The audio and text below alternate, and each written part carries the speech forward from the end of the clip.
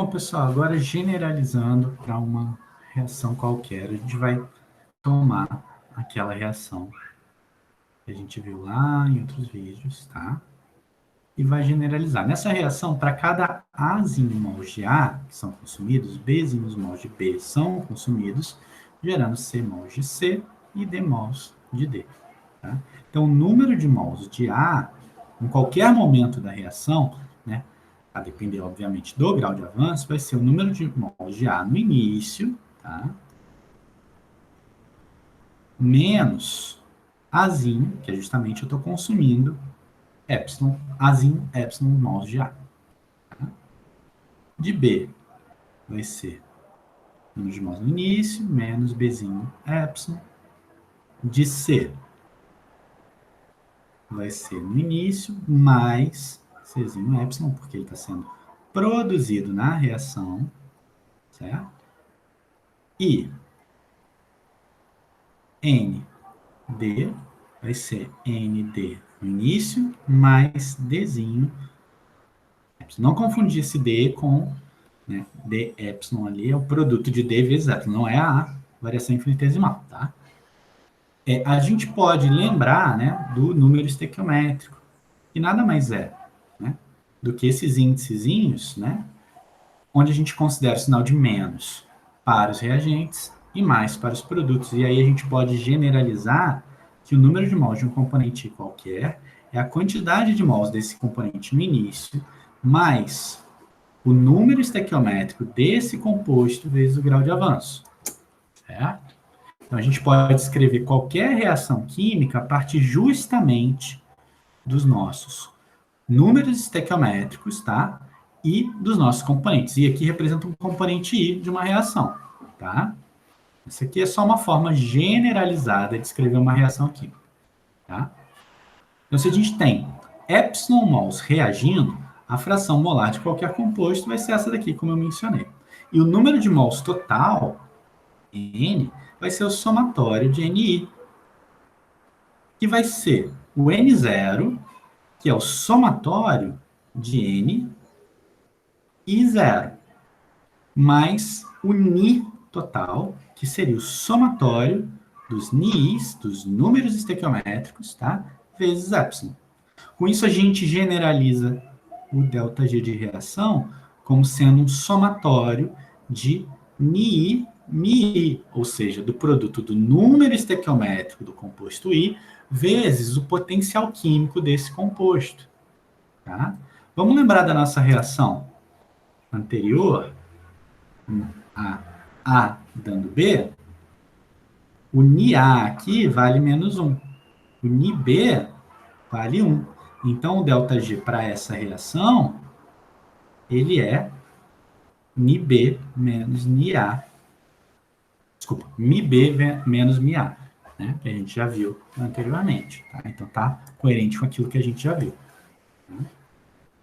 A partir do número de mols total, a gente pode calcular a fração molar dos componentes. A fração molar de um componente I vai ser o número de mols desse composto sobre o número de mols total. Então, ele vai ser dado por essa expressão aqui. Repara que aqui embaixo não tem o índice. Tá?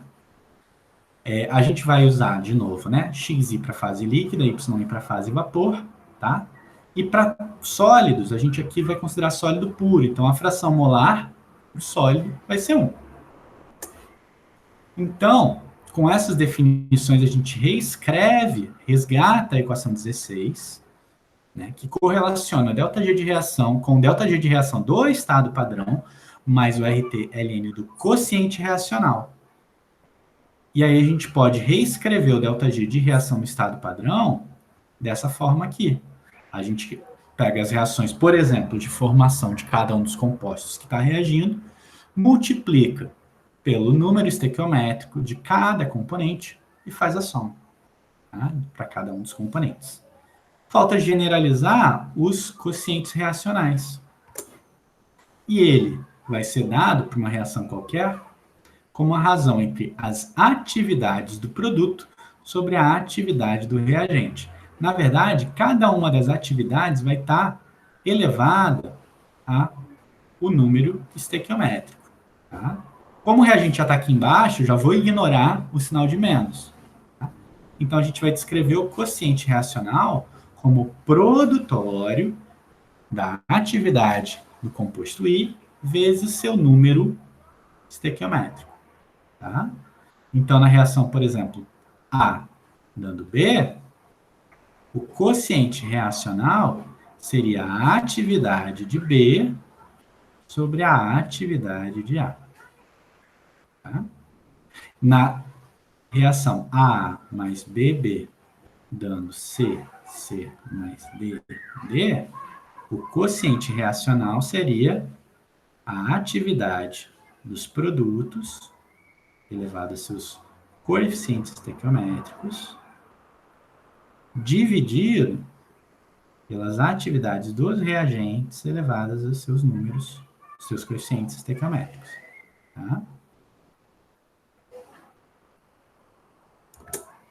Então, por exemplo, uma reação aqui, ó, 2A mais B dando C mais D, o Ni do composto A é menos 2, né? O Ni do composto B vale 1, o Ni do composto C vale 3, e o Ni do composto D vale 1.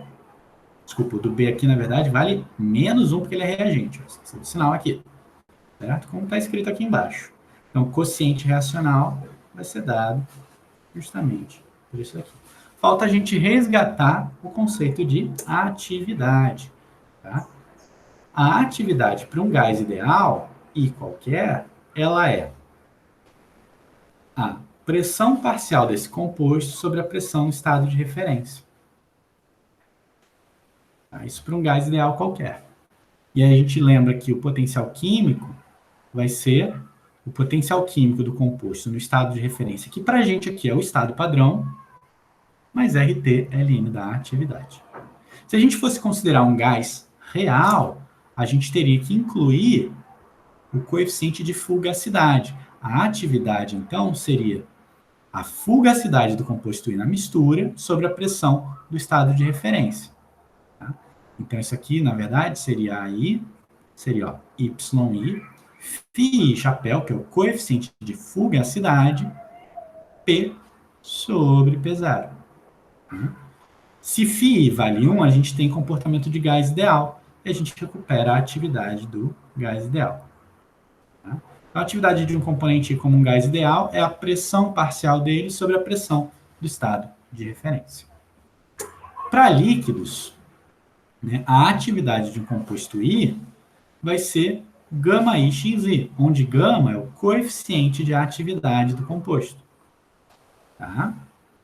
A função do γ é parecida com a do Φ, do coeficiente de fugacidade. Aqui, quando γi é igual a 1, a gente tem um comportamento de solução ideal que a gente já falou em outros capítulos. Tá? Para solventes, quando xi tende para 1, γi tende para 1. E para sólidos, as atividades, como a gente vai estar tratando de sólidos puros, as atividades aqui, por exemplo, do Ca, CO3 vai ser igual a 1, e a atividade do CaO vai ser também igual a 1. Já a do CO2, né, a atividade dele, considerando que a pressão está baixa, vai ser a pressão parcial dele, mas só ele vai estar na fase gás. Vai ser P sobre P0. Tá? Então, generalizamos, só falta ver agora como é que fica no equilíbrio. E no equilíbrio a gente tem a equação 37 como um todo.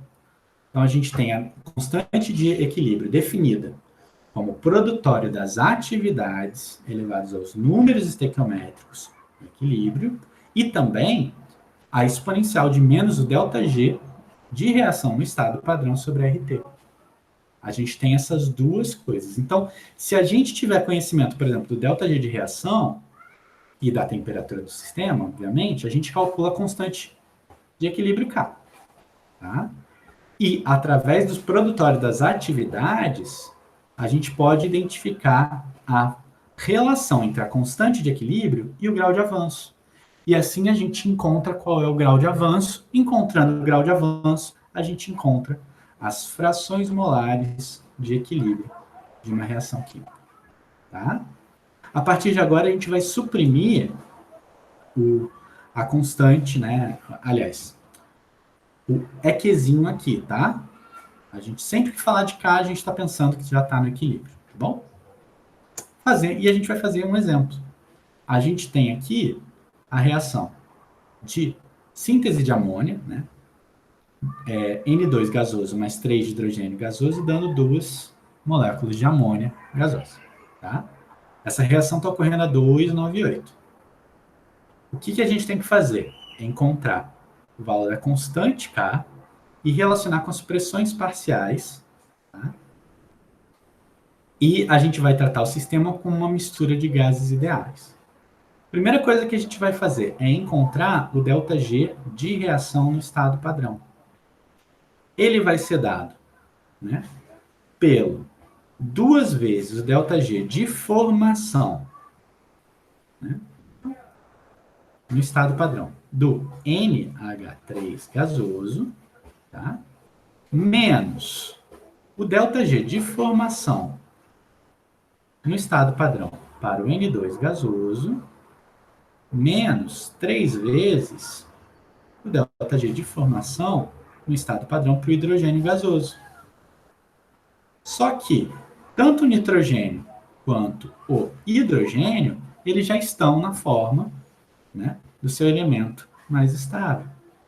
Então, o nosso ΔG de reação aqui, o estado padrão, vai ser 2 vezes o ΔG de formação da amônia no estado padrão.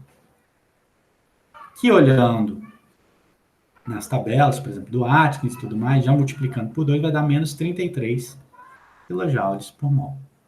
Tá? Aqui, ó, já fiz a minha continha aqui. Qual o próximo passo? É calcular a constante de equilíbrio. Lembrando que o Ln de K, ele é menos o ΔG de reação no estado padrão sobre RT. Então, ele vai ser menos 33 mil joules por mol, tá? Vou passar para joule porque eu vou dividir aqui, ó, por 8,314 joules e 298.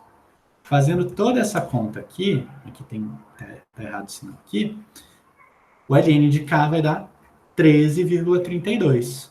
Dessa forma, a constante de equilíbrio vai ser 6,1 vezes 10 à quinta. E esse resultado é termodinamicamente exato. Tá? Agora, vamos lembrar a reação. Eu tenho N2, gasoso, mais 3 de H2, também gasoso, produzindo 2 de NH3 gasoso. A nossa constante de equilíbrio aqui também vai ser a atividade do NH3 ao quadrado dividido pela atividade do N2 vezes a atividade do hidrogênio ao cubo. E a atividade do NH3 vai ser a fração molar do NH3 e multiplica P sobre P0, certo? A atividade do N2 vai ser a fração molar do N2, multiplica P sobre P0, e a mesma coisa para a atividade do hidrogênio, que vai ser a fração molar do hidrogênio, P sobre P0. Então, se eu substituir tudo ali, certo? A gente chega nessa expressão aqui, que simplificando vira essa daqui. Está resolvida a equação. Ok? Próximo exemplo. Agora a gente tem, inicialmente, 2 mols de A. Opa. No início. Tá? E a gente tem a reação A gasoso, dando B gasoso, mais C gasoso. A gente sabe que a constante de equilíbrio aqui é 1,23. Está escrito no problema.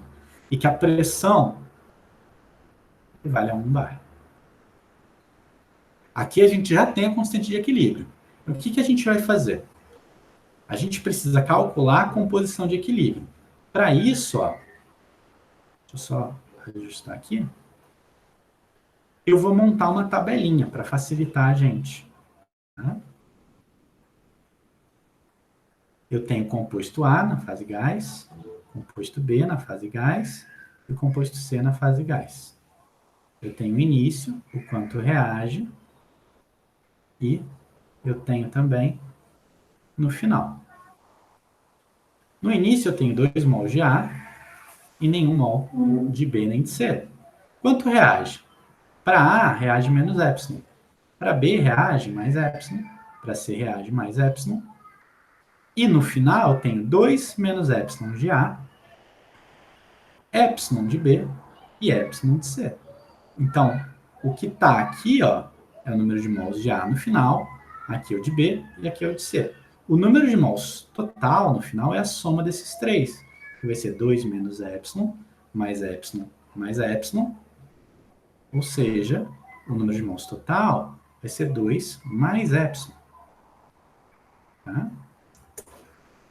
Com isso, ó, eu escrevi aqui em função do grau de avanço, a gente pode, então, escrever as frações molares. A fração molar de A vai ser 2 menos epsilon sobre o número de mols total, que é 2 mais epsilon.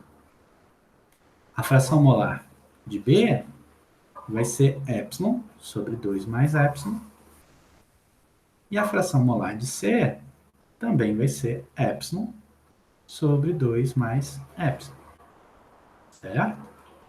A atividade do composto A vai ser justamente a fração molar, 2 menos epsilon, sobre 2 mais epsilon, que multiplica P sobre P0. A atividade de B vai ser epsilon sobre 2 mais epsilon, P sobre P0. E a atividade de C também vai ser epsilon sobre 2 mais epsilon, P sobre P0. A nossa constante de equilíbrio, então, vou colher as frações molares.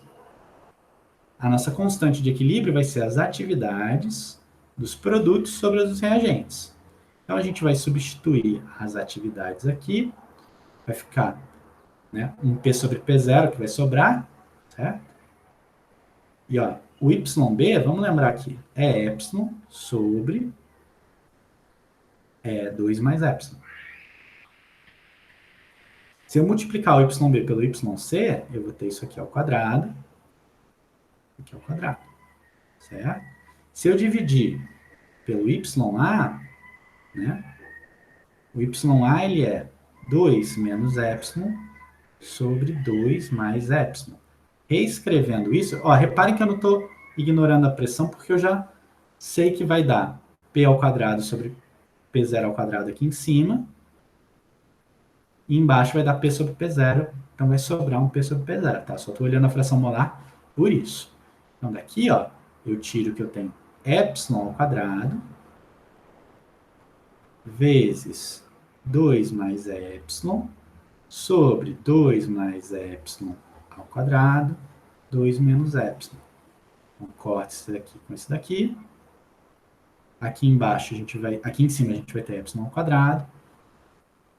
Aqui em cima a gente vai ter 4 menos epsilon ao quadrado. Como P e P0 valem ambos 1 bar, né? É essa expressão que já vai entrar na constante, o que está aqui, ó. E essa constante equivale a 1,23.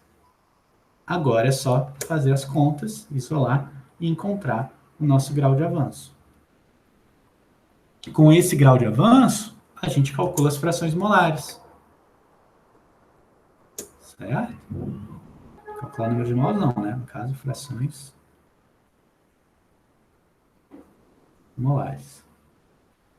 Aí, jogando os valores aqui, a gente chega nessas frações molares aqui. Ok? Bom, pessoal, era isso para esse vídeo.